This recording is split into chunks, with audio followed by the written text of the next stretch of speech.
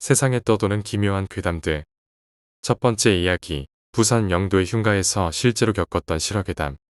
때는 내가 17살 후반, 그러니까 약 2004년 겨울쯤이었다. 16살 때 집을 나와 전국을 돌아다니다시피 살던 나는 17살 무렵 마음이 맞는 형들과 친구와 함께 부산 남포동 족발 골목 뒤쪽에 허름한 여관의 방을 얻어 살게 됐다. 그 당시 우리 넷 모두 일을 하지 않고 맨날 놀기만 해서 돈이 없었다. 방세는 물론 밥 먹을 돈도 없었기에 하루 종일 굶다가 겨우 몇천 원을 모아 이틀에 한 번씩 라면을 끓여 먹으며 버티던 시절이었다. 방세를 못 내니 여관 아주머니의 압박이 날이 갈수록 심해졌고 갈 곳도 돈도 없던 우리는 해결책을 찾기 시작했다. 그때 나보다 한 살 많은 A형이 말했다. 내가 아는 대구 여자애 2명이 있는데 지금 부산에 내려와 있어.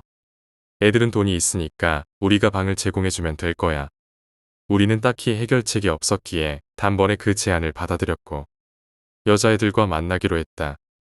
그날 저녁 A형과 함께 여자애 2명이 우리 방으로 들어왔다. 좁디 좁은 여관방에 6명이 있자니 답답했지만 여자애들이 술을 사오더니 우리와 함께 마시기 시작했다. 한참 술을 마시던 중 한 여자애가 술에 취해 여관방 문을 부숴버렸다. 나무로 된 출입문이 산산조각 났고 여관집 아주머니는 난리가 났다. 너희들 안 그래도 눈에 가시였는데 이게 뭐하는 짓이야. 아주머니는 내일 당장 짐 싸서 나가라며 안 나가면 경찰에 신고하겠다고 했다. 우리는 미성년자였기 때문에 여관에 장기 체류를 할 수 없었다. 아무리 사과를 해도 소용이 없었고 결국 다음 날 아침 쫓겨나고 말았다.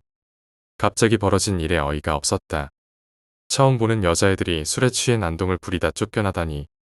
그날 아침 우리는 용두산 공원에 올라가 앞으로 어디서 지낼지 의논했다. 마침 대구에서 온 여자애들 중 한 명이 말했다. 부산 영도에 우리 아는 언니가 혼자 사는데 남자친구가 다른 지역에 있어서 집에 없대. 거기 가서 살아도 될 것 같아. 우리는 당장 연락해 보라고 했다. 다행히 그 언니는 쉽게 허락해 주었다. 아마 혼자 사는 게 심심했던 모양이었다. 문제는 여기서부터 시작되었다. 모든 일이 그 집에서 벌어졌고 지금은 그 집에서 살라 해도 절대 못 살 것이다. 그때 무슨 일이 생길 줄 알았다면 가지도 않았을 텐데. 우리는 영도로 향했다. 그 집은 낡고 오래된 집이었다. 지금도 그 집 위치는 기억난다. 영도 청학주유소에서 조금 올라가면 조그마한 슈퍼 옆 골목의 2번째 집이었다.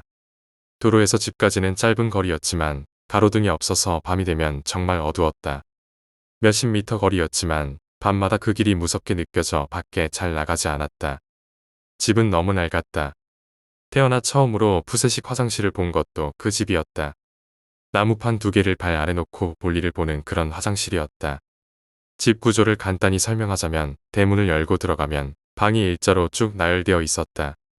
첫 번째 방은 장애인 부부의 방, 2번째 방은 술집 여자와 유치원생 아들 방이었다. 그 아이는 우리를 잘 따랐고 매일 놀아주다 잠들면 그 애를 방으로 옮겨주곤 했다. 3번째 방은 왼팔이 잘린 아저씨의 방, 마지막 4번째 방이 우리 방이었다. 우리 방 옆에는 모든 가구가 쓰는 공동 화장실이 있었다. 그 집에 도착한 첫날 밤에도 술을 마셨다. 방 주인 누나가 환영주라고 술을 잔뜩 사와서 진탕 마셨다. 술에 취해 화장실이 급해진 나는 누나에게 화장실 위치를 묻고 밖으로 나갔다. 화장실은 바로 방 옆이라 금방 찾았다. 문은 닫혀 있었고 불은 꺼져 있었다. 아무도 없을 거라 생각하고 불을 켜고 문을 열었다. 그 순간 수염으로 뒤덮인 얼굴과 왼팔이 잘린 할아버지가 나무판에 앉아 있었다. 그는 가만히 나를 쳐다보았다.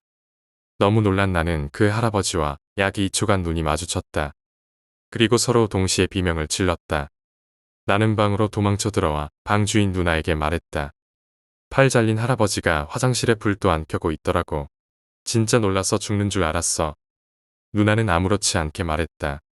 그분은 옆방에 사시는 분이야. 원래 불 안 켜고 볼일 보시는 분이니 그냥 놔둬. 그렇게 첫날을 보낸 우리는 그 집에서 지내기 시작했다. 하지만 이상한 일들은 그 집에서 점점 더 자주 일어났다. 약 일주일 뒤 대구에서 내려온 여자애 중 한 명인 혜지가 이상한 말을 했다. 그날 밤 우리는 좁은 방에 7명이 일자로 누워 잡담을 하고 있었다. 한참 떠들다 갑자기 대화가 끊기며 방 안에 조용한 순간이 찾아왔다. 그때 혜지가 말했다. 지금 이 방에 몇 명이 있는 것 같아? 우리는 어이없다는 듯 대답했다. 7명이 있잖아, 바보야.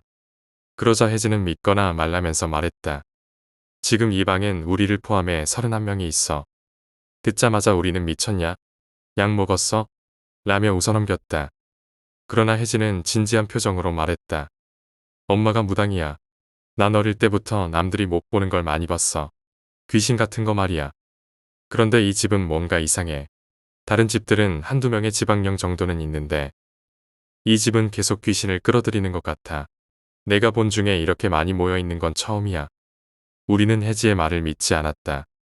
그때까지는 심령현상도 가위눌림도 겪어본 적이 없었기 때문이다. 하지만 며칠 지나지 않아 우리는 정말 소름 끼치는 일을 경험했다. 그날 방 안에서 다 함께 비디오를 보고 있었다. 비디오를 다 보고 난 뒤 잠시 조용히 누워 있는데 혜지가 갑자기 배를 부여잡고 끙끙대기 시작했다. 처음에는 가볍게 여겼다. 그냥 배탈이 났나 보다 싶었지만 시간이 지나면서 상황이 심각해졌다. 혜지는 온몸에 땀을 흘리며 신음하더니 갑자기 비명을 지르며 머리카락을 쥐어뜯기 시작했다. 그뿐 아니라 남자의 목소리로 욕설을 내뱉었다. 죽어버려, 미친년. 너 같은 년은 죽어야 돼. 그녀의 목소리는 계속 바뀌었고 자기 목을 스스로 조르기 시작했다. 우리는 얼어붙은 채 아무것도 할 수 없었다. 그러다 그녀가 살려줘라고 비명을 질렀고 그제야 정신이 들었다. 한 형이 혜지를 제압하려고 팔을 잡았지만 혜지는 비정상적으로 강한 힘을 발휘했다. 우리 모두 힘을 합쳐 그녀를 붙잡았다. 그 순간 혜지는 자신의 혀를 깨물기 시작했다. 형이 그녀의 입을 벌려주려 했고 우리는 혜지의 행동을 멈추게 하려고 안간힘을 썼다. 결국 순임이가 119에 전화를 걸었고 구급차가 도착했다. 구급대원들은 혜지를 응급차에 태우고 병원으로 옮겼다. 그녀는 응급실에서 치료를 받고 조금 안정되었지만 목에는 자해로 생긴 깊은 상처가 남아 있었다. 혜지는 몇 주간 병원에 입원한 뒤 고향으로 돌아갔다. 그날 이후 우리는 혜지를 더 이상 볼 수 없었지만 문제가 끝난 게 아니었다. 혜지가 떠난 방에서 이번엔 순임이에게 이상한 일이 일어나기 시작했다. 혜지가 떠난 뒤 며칠이 지나지 않아 순임이에게 이상한 일이 생기기 시작했다. 그날 밤 우리는 방에 앉아 이야기를 나누며 평소처럼 시간을 보내고 있었다. 순임이는 방 구석에 누워 있었고 별다른 이상은 없었다. 그런데 갑자기 순임이가 배를 부여잡고 끙끙대기 시작했다. 괜찮아? 우리가 걱정스러운 마음에 물었지만 그녀는 힘겹게 웃으며 괜찮다고 했다. 그러나 시간이 지나면서 그녀의 상태는 점점 심각해졌다. 온몸에 땀을 비 오듯 흘리며 얼굴이 점점 창백해지더니 숨도 가빠지기 시작했다. 그때 순임이가 말했다. 문 밖에 두 사람이 있어. 자꾸 나보고 같이 가자고 손짓해. 우리는 방문과 대문이 다 닫혀 있다는 걸 알고 있었기 때문에 그녀의 말에 섬뜩해졌다. 방 주인 누나는 급히 혜지에게 전화를 걸었다. 혜지는 상황을 듣고 대답했다. 순임이의 상태가 안 좋아서 귀신들이 그녀를 데려가려고 하는 것 같아. 내 물건을 방 문 앞에 놔둬 내 기운이 남아있는 물건들이 그녀를 보호해 줄 거야. 우리는 혜지가 사용했던 물건들을 찾아 방문 앞에 놓았다. 그러자 순임이는 말했다. 그 사람들이 조금 멀어졌어. 대문 밖으로 나간 것 같아. 우리는 잠시 안도했지만 순임이의 상태는 여전히 좋지 않았다. 그녀는 계속 피곤하다고 말하며 잠들고 싶어 했다. 우리는 그녀가 잠들면 영영 깨어나지 못할 것 같아 필사적으로 깨우고 있었다. 그 순간 순임이가 비명을 지르며 귀를 막았다. 귀신들이 귀에 대고 욕을 하고 비웃어. 그녀는 방 안을 구르며 괴로워했다. 그러다 갑자기 냉장고 앞에서 멈춰서더니 소리를 질렀다. 여자가 내 앞에 있어. 나를 끌고 가려고 해. 우리는 공포에 질려 그녀를 붙잡으려 했지만 순임이는 마치 보이지 않는 힘에 의해 방 안을 질질 끌려다녔다. 마침내 방문 앞에서 픽 쓰러진 그녀를 확인했을 때 다행히도 숨은 쉬고 있었다. 정신을 차린 순임이는 울면서 말했다. 그 여자가 내 머리채를 잡고 질질 끌고 다녔어.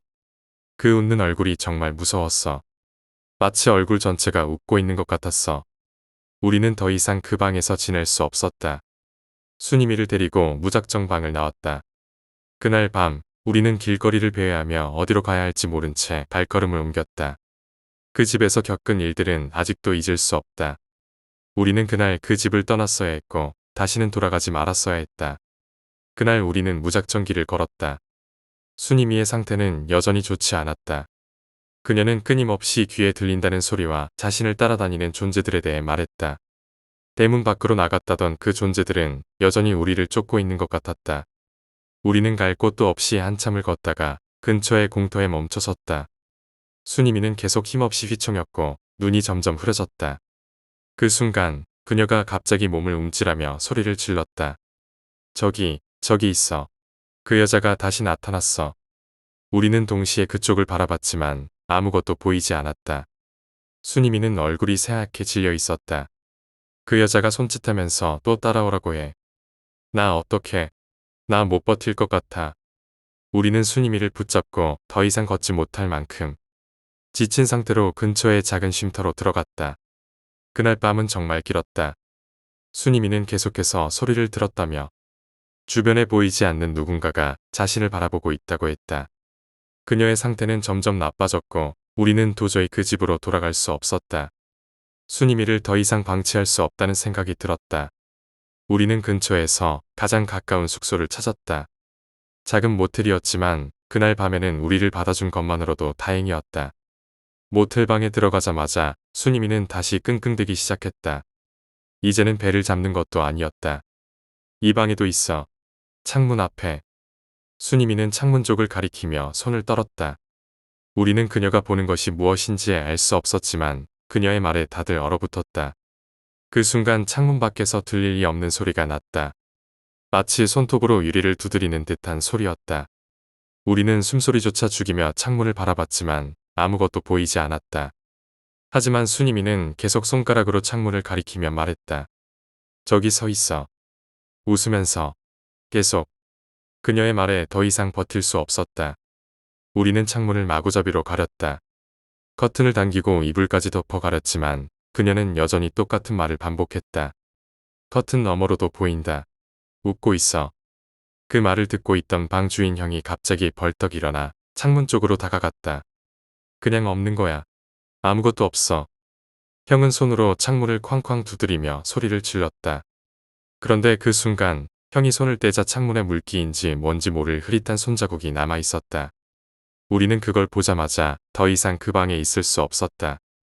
순이미는 점점 정신을 잃어갔다. 그녀는 눈을 뜬 채로 무언가를 중얼거리며 손가락으로 허공을 가리켰다.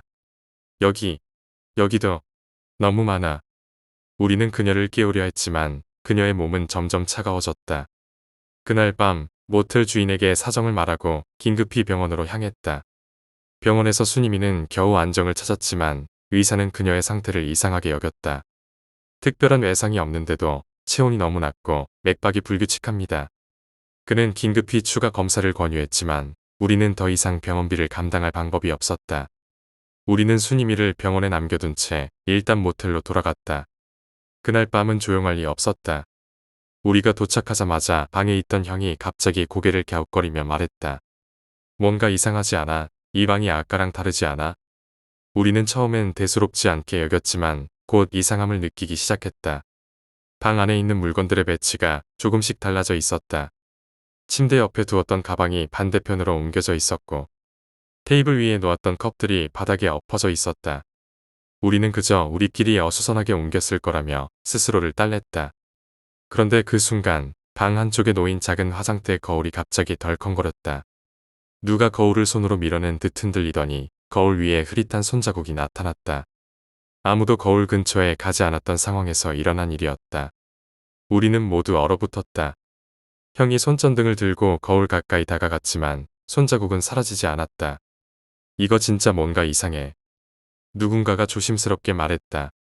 우리는 그제야 방을 빠져나가기로 했다. 밖으로 나오는 순간 방 안에서 이상한 소리가 들리기 시작했다. 뭔가 긁히는 소리, 낮게 웅웅거리는 소리가 뒤섞여 있었다. 누군가가 안에서 움직이고 있는 듯한 소리였다. 그날 이후 우리는 다시는 그 모텔 방으로 돌아가지 않았다. 순이미가 병원에서 퇴원한 후에도 그녀는 자신을 따라다니는 무언가가 있다고 말했다. 하지만 이번엔 그녀뿐만 아니라 우리 모두가 그걸 느꼈다. 특히 밤이 되면 아무리 밝은 곳에 있어도 어두운 그림자가 주변을 맴도는 듯한 기분이 들었다. 순이미는 여전히 창백했고 자꾸 무언가를 중얼거렸다. 그 여자 아직도 있어. 우리는 더 이상 버틸 수 없었다. 영도로 돌아가야 할지 아니면 다시 다른 곳으로 가야 할지 결정을 내려야 했다. 우리는 결국 영도로 다시 돌아가기로 했다. 이유는 단순했다. 돈도 없고 우리가 갈 수 있는 곳은 그곳뿐이었다. 하지만 돌아가는 길 내내 순이미는 가만히 있지 않았다. 뒤에서 따라와. 한 명이 아니야. 점점 많아져. 순이미는 한 발짝 걸을 때마다 뒤를 돌아보며 중얼거렸다. 우리는 그녀가 피로로 인해 환각을 보고 있다고 생각하려 했지만 마음 한구석이 불안했다. 그 집에 도착했을 때 우리는 이미 기진맥진한 상태였다. 문을 열고 들어서자마자 이상한 냄새가 났다. 썩은 것 같은 냄새와 함께 집안 공기가 무겁게 느껴졌다. 형이 집안을 둘러보며 말했다. 뭔가 바뀌었어. 우리가 떠날 때와 다르다. 벽지 한쪽이 찢어져 있었고 바닥 구석에는 이상한 자국들이 보였다. 무언가를 끌고 간 것처럼 선명한 자국이었다. 우리는 대수롭지 않게 여기려 했지만 이미 분위기는 싸늘해져 있었다. 그날 밤 모든 일이 시작되었다. 우리는 방에 누워 있었다. 지금까지 있었던 일들을 서로 이야기하며 이 집을 떠날 계획을 세우고 있었다. 그때 방문이 갑자기 덜컹거렸다. 밖에는 아무도 없었다. 잠시 후 방문이 스르르 열리더니 찬바람이 들어왔다. 그와 동시에 부엌 쪽에서 이상한 소리가 들려왔다. 그릇들이 서로 부딪히는 소리, 물이 졸졸 흐르는 소리였다. 우리는 모두 굳어버렸다. 형이 조심스럽게 부엌으로 가서 불을 켰다. 하지만 아무것도 없었다. 뭐야, 그냥 바람 소리 아니야? 형이 말하며 돌아서려는 순간 부엌 창문에 흐릿한 얼굴이 나타났다. 그 얼굴은 형을 바라보며 천천히 미소를 짓고 있었다. 형은 그 자리에서 얼어붙었다. 다른 방에 있던 우리는 갑자기 형이 뭐야? 라고 외치며 뛰어오는 소리에 놀라 방에서 뛰쳐나왔다. 창문에 얼굴이. 형은 식은땀을 흘리며 말했다. 하지만 우리가 갔을 땐 창문엔 아무것도 없었다. 그날 이후 집안에서 기이한 일들이 계속되었다. 화장실 문이 갑자기 열리고 닫히는 소리, 부엌에서 들리는 발소리, 방 안에서의 속삭임. 순이미는 점점 더 심각한 상태로 변해갔다. 밤마다 그녀는 비명을 질렀다. 그 여자가 내 목을 잡고 있어. 뭐 숨 쉬겠어. 우리는 도저히 견딜 수 없었다. 하지만 어디로 가야 할지 몰랐고 우리는 그 집에 갇힌 기분이었다. 그날 밤 순이미가 갑자기 방에서 사라졌다. 우리는 집안 구석구석을 뒤졌지만 그녀는 없었다. 문도 잠겨 있었고 창문도 닫혀 있었다. 그녀는 도저히 나갈 수 없는 상황에서 사라져버렸다. 다음 날 아침 순이미는 집대문 앞에서 발견되었다. 그녀는 바닥에 웅크리고 있었고 얼굴은 새하얗게 질려 있었다. 그 여자가 나를 끌고 나갔어. 계속 웃으면서 나를 묶어서. 순이미의 말은 도저히 이해할 수 없었지만 그녀가 얼마나 공포에 질렸는지는 분명했다. 우리는 그날로 짐을 싸서 그 집을 떠났다. 이 집에서의 일들은 절대 다시 겪고 싶지 않았다. 하지만 문제는 끝난 게 아니었다. 우리가 그 집을 떠나기로 결심한 날 아침부터 이상한 일이 계속됐다. 방 주인 누나는 말없이 우리를 바라보았고 떠나는 걸 말리지 않았다. 그녀의 표정은 어딘가 무거워 보였다. 우리는 대충 짐을 챙겨서 집을 나섰다. 그때 누나가 조용히 말했다. 그 집은 너희가 나가도 끝나지 않아 다 데려가지 않을 거야. 우리는 그녀의 말을 무시했다. 그곳을 떠난다는 사실만으로도 안도감이 컸다.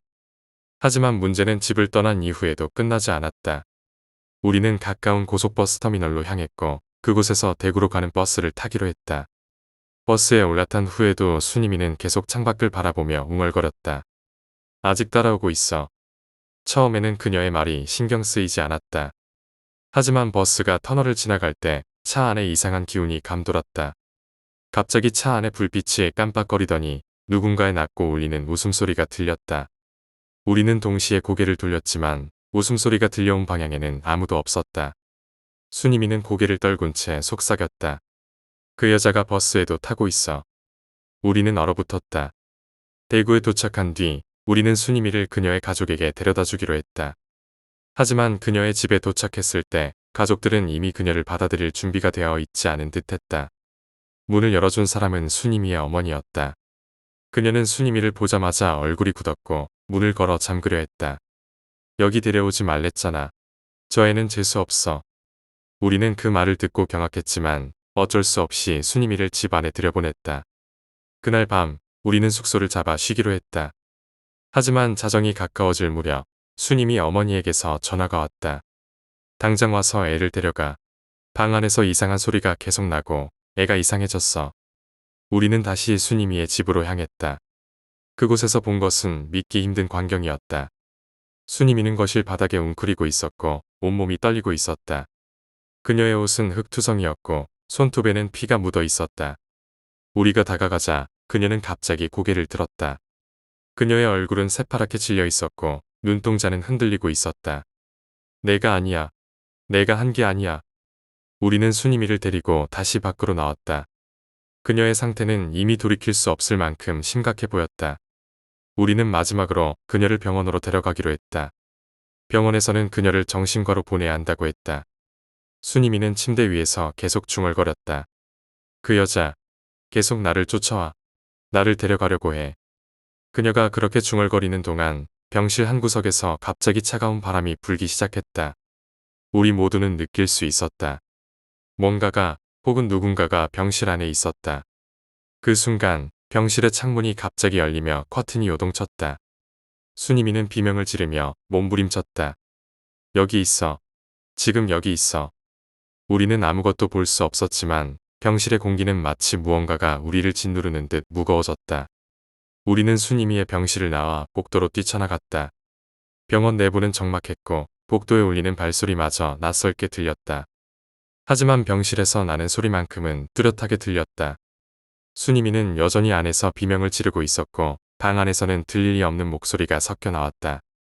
그 목소리는 낮고 가라앉아 있었지만 분명 단 한 사람이 아니었다.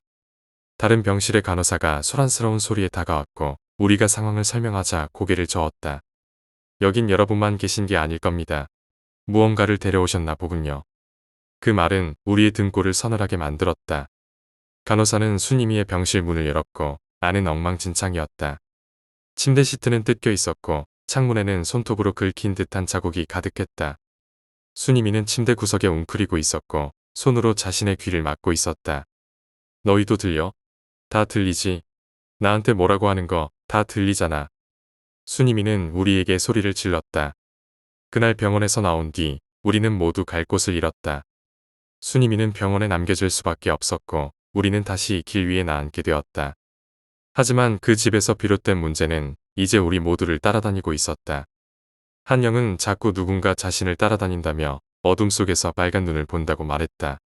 또 다른 친구는 잠에서 깨면 몸 위에 무거운 무언가가 얹힌 느낌에 시달렸다. 나는 그날 밤 혼자 있는 순간마다 누군가가 귓가에서 속삭이는 소리를 들었다. 넌 다음이야. 그 목소리는 끊임없이 반복되며 내 머릿속을 채웠다.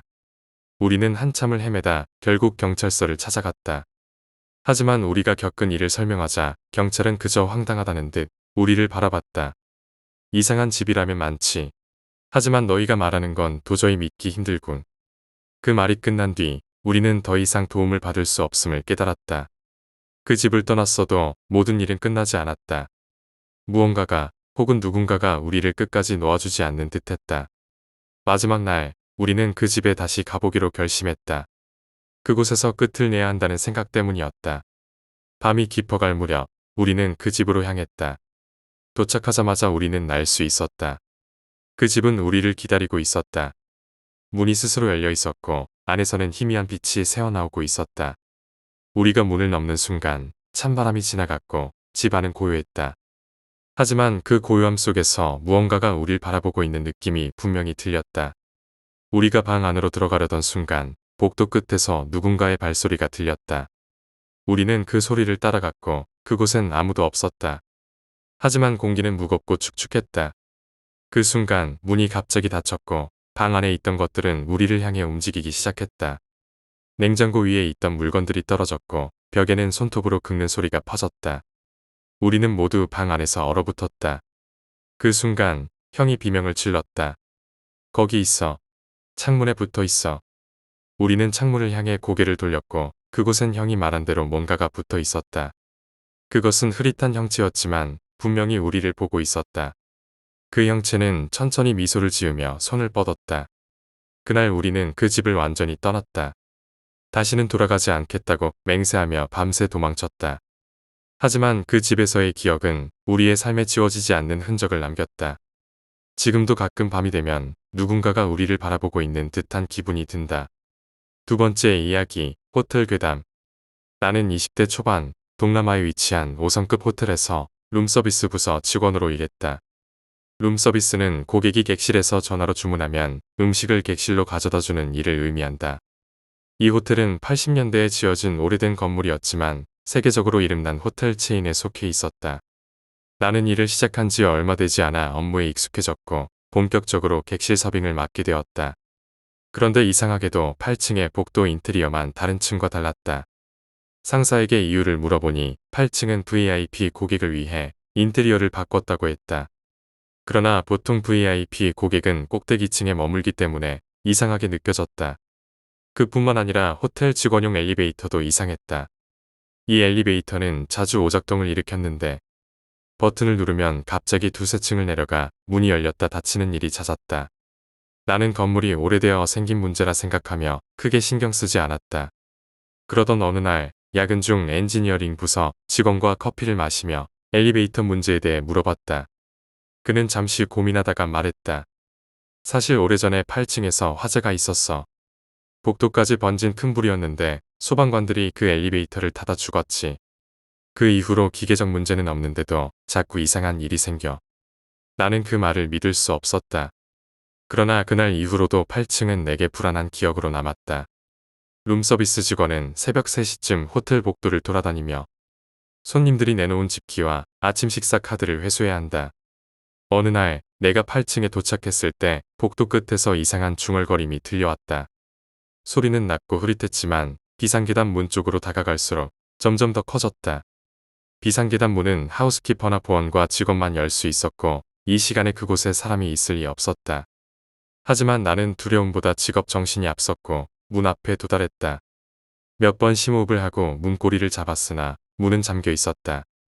나는 노크를 해봤다. 중얼거림이 멈추더니 몇 초 후 웃음소리인지 울음소리인지 모를 소리가 들려왔다. 두려움을 참지 못한 나는 엘리베이터로 뛰어갔다. 손님용 엘리베이터에서 뛰는 것은 규칙 위반이었지만 그때는 모든 게 무의미하게 느껴졌다. 1층에 도착했을 때 프론트 데스크 직원이 놀란 표정으로 나를 바라봤다. 나는 숨을 고르며 부서 사무실로 돌아갔다. 거기서 보안과 직원과 상사가 커피를 마시고 있었다. 나는 방금 경험한 일을 말했지만 보안과 직원은 당황하며 신경 쓰지 말라고만 했다. 다음 날 나는 엔지니어에게 전화를 걸었다. 그때 죽은 소방관 중 말레이게가 있었어? 그는 잠시 침묵하다 대답했다. 있었지. 그 사람은 죽기 전까지 쿠란을 외웠다고 하더라. 그 말을 들은 뒤로 나는 8층을 가는 일이 더욱 두려워졌다. 몇 주 후 8층에서 서빙을 마치고 복도로 나왔을 때였다. 10대 중반 정도 되어 보이는 산발한 여자아이가 침을 흘리며 천천히 내게 다가왔다. 나는 겁에 질려 부서 사무실로 뛰어내려왔다. 며칠 뒤 직원 식당에서 동료와 저녁을 먹으며 그 이야기를 들었다. 그날 818호 투숙객이 딸이 복도에서 이상해졌다고 신고했고 CCTV를 확인한 결과 그 소녀가 갑자기 몸을 뒤틀며 실성한 모습을 보였다고 했다. 이후 나는 가능한 한 8층에 가지 않으려 노력했다. 계약 기간이 끝나 귀국할 때는 안도감마저 들었다. 내가 호텔에서 겪었던 일 이후로도 8층에 대한 불편함은 계속되었다. 시간이 지나며 일에 조금 더 익숙해졌지만 8층에 대한 두려움은 사라지지 않았다.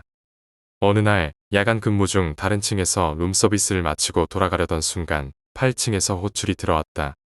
다른 직원이 대응할 수도 있었지만 내가 가까운 위치에 있었기 때문에 어쩔 수 없이 호출을 받았다. 엘리베이터를 타고 8층 버튼을 누르는 순간 묘한 불안감이 엄습했다. 문이 열리자 복도는 여전히 조용했고 평소와 다를 것 없어 보였다. 나는 트레이를 들고 호출된 방으로 걸어갔다. 방 번호는 818호. 그 번호는 내가 이전에 들었던 이상한 사건과 관련된 방 번호였다. 노크를 하고 음식을 전달하려 했지만 문은 열리지 않았다. 나는 다시 노크하며 룸서비스입니다라고 말했다. 그 순간 방 안에서 낮은 중얼거림 같은 소리가 들렸다. 분명 누군가가 있는 듯했지만 문은 열리지 않았다. 나는 계속해서 기다리다가 다시 노크를 했다. 그때 문고리가 천천히 움직이며 문이 살짝 열렸다. 그러나 안쪽은 어둡고 아무도 보이지 않았다. 나는 혹시 손님이 술에 취했거나 깊이 잠들어 이상 행동을 하는 게 아닌가 싶어 조심스럽게 안을 들여다봤다. 방 안에서는 아무 소리도 나지 않았다. 손님, 괜찮으십니까? 내가 말을 마치자 방 안에서 의자 끄는 듯한 거친 소리가 났다. 나는 소리를 들은 순간 뒤로 물러섰다. 그때 갑자기 방문이 쾅 닫혔다. 놀라서 뒤로 물러서는데 복도 끝에서 발소리가 들리기 시작했다. 고개를 돌려보니 아무도 없었다. 그러나 발소리는 점점 가까워지고 있었다. 나는 두려움을 참지 못하고 트레이를 복도에 두고 엘리베이터로 뛰었다. 엘리베이터 버튼을 급히 눌렀지만 엘리베이터는 한참 동안 오지 않았다. 그 순간 내가 지나쳐온 복도 끝에서 낮은 목소리로 중얼거리는 소리가 다시 들려왔다. 나는 고개를 돌리지 않고 엘리베이터 버튼만 연신 눌렀다. 엘리베이터가 도착해 문이 열리는 순간 복도 끝에서 기이한 형체가 보였다. 희미하게 보였지만 소복을 입은 여성이 천천히 걸어오는 것 같았다. 나는 엘리베이터에 몸을 던지듯 들어갔고 문이 닫히는 순간까지 그 형체가 가까워지고 있었다. 엘리베이터 문이 닫히고 나는 1층 버튼을 눌렀다. 엘리베이터는 갑자기 흔들리며 멈췄다. 갑작스러운 정지에 나는 패닉 상태가 되었고 엘리베이터 안조명이 깜빡거리기 시작했다. 그 순간 엘리베이터 위에서 발소리가 들려왔다. 나는 공포에 질려 벽에 등을 기댔고 손으로 엘리베이터 버튼을 계속 눌렀다. 그러나 엘리베이터는 움직이지 않았다. 위에서 들리던 발소리가 갑자기 사라졌다. 그 대신 천장 쪽에서 뭔가 긁는 듯한 소리가 들리기 시작했다. 천장의 긴급 탈출구 쪽에서 소리가 점점 커지더니 갑자기 탈출구 덮개가 흔들렸다. 나는 탈출구를 바라보며 비명을 지를 뻔했지만 소리를 낼 수도 없었다. 탈출구 덮개가 열릴 듯한 순간 엘리베이터가 갑자기 움직이기 시작했다. 나는 공포에 질린 채 1층으로 내려갔고 문이 열리자마자 뛰어나왔다. 프론트 데스크 직원이 놀란 얼굴로 나를 바라봤지만 나는 아무 말도 할 수 없었다. 부서 사무실로 돌아갔을 때 상사와 보안과 직원이 나를 기다리고 있었다. 나는 방금 겪은 일을 이야기했지만 그들은 대수롭지 않게 넘어갔다. 보안과 직원은 조용히 웃으며 말했다. 8층에서 이런 일이 자주 일어난다고 들었어. 신경 쓰지 마. 그러나 그들의 태도는 마치 무언가를 알고 있는 듯 보였다. 나는 그날 밤 이후로도 8층 근무를 피하려고 했지만 룸서비스 특성상 어쩔 수 없이 8층에 가야 할 때가 많았다. 갈 때마다 이상한 기운이 느껴졌지만 애써 무시하려 했다. 그러던 어느 날 호텔 내에서 또 다른 이상한 사건이 일어났다. 818호에 투숙한 손님이 비명을 지르며 복도로 뛰어나왔고 그 방에서 이상한 울음소리가 들린다는 신고가 접수되었다. 보안과 직원들이 급히 올라갔지만 방 안에는 아무도 없었고 울음소리는 복도 끝에서 다시 들려왔다고 했다. 나는 그날 이후로 8층에 대한 공포심을 감출 수 없었다. 계약 기간이 끝나 퇴사할 때까지도 8층의 이상한 일들은 계속되었고 지금까지도 그곳에서 겪은 일들을 떠올리면 등골이 서늘해진다. 세 번째 이야기, 무녀.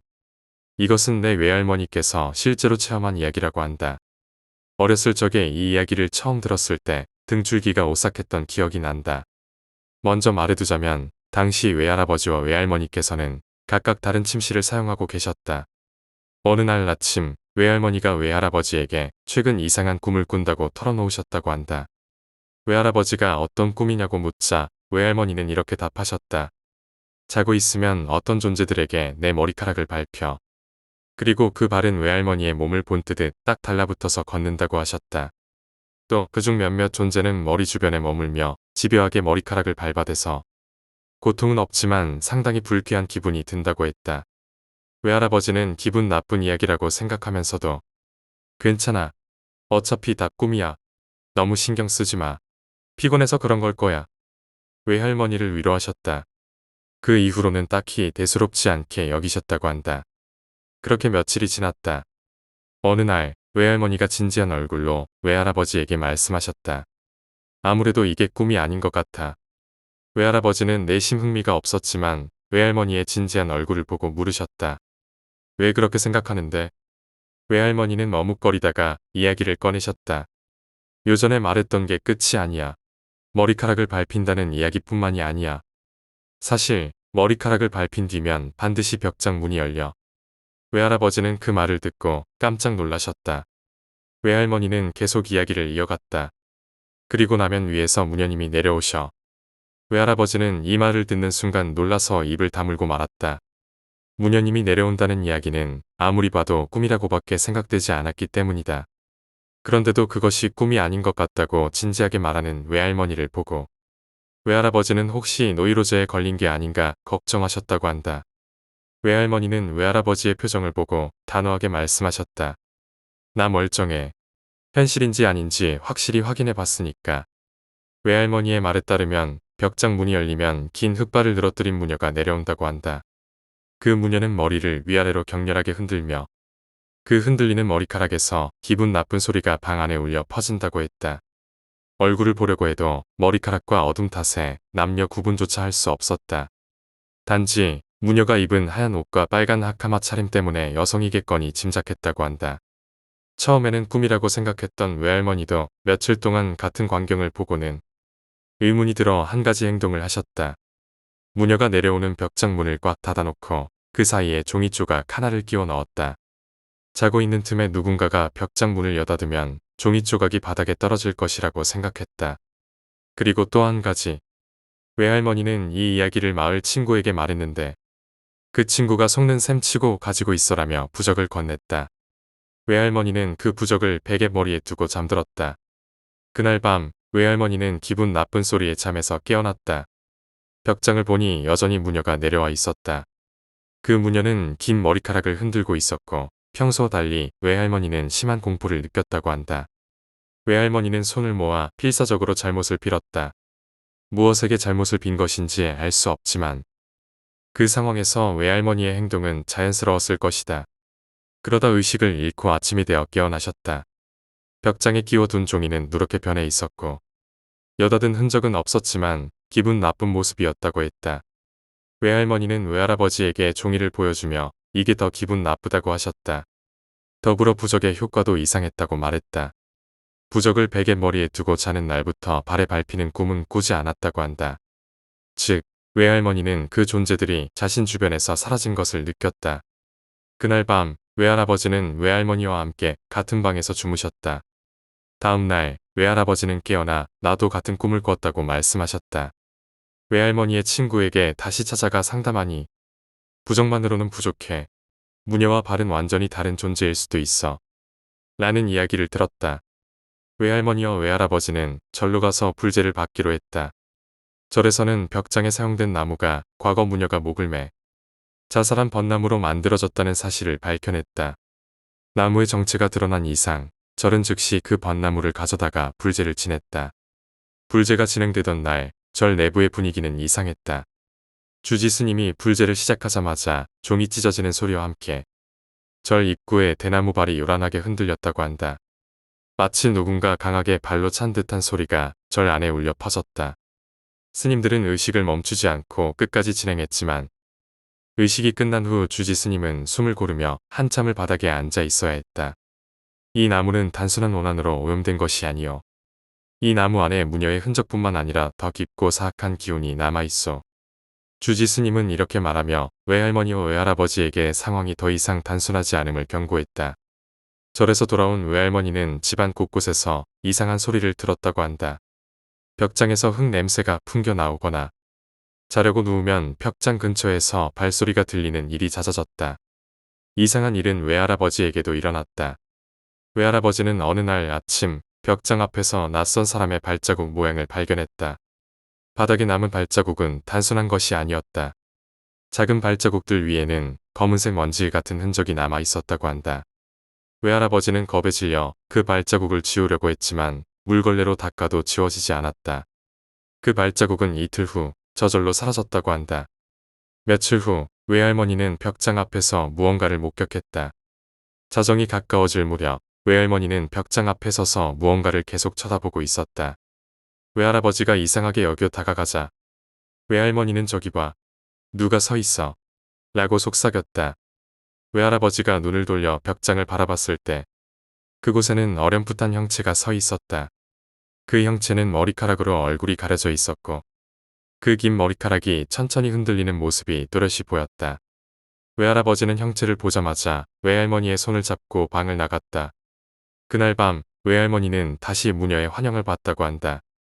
무녀는 긴 머리카락으로 얼굴을 가리고 서 있었고 고개를 천천히 돌리며 외할머니를 응시했다. 외할머니는 움직일 수 없었다.